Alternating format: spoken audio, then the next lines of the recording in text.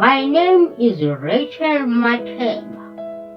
I wrote for Khumbul Ekhaya to help me find my daughter, Bonang Dorothy Matheba.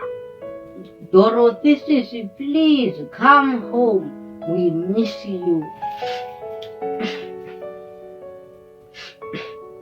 Mom at the church are always telling me how much you and me look both when they see you on TV.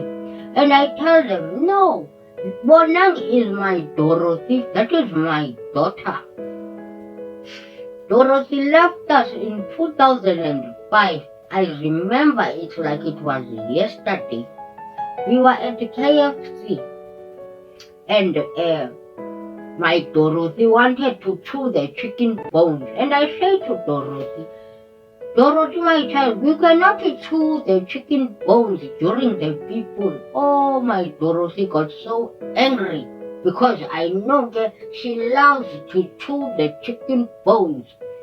But I couldn't let her do it, and because I was so embarrassed. Ngwanake ke mawa hao, ke kopa maitshwarelo. Please, my child.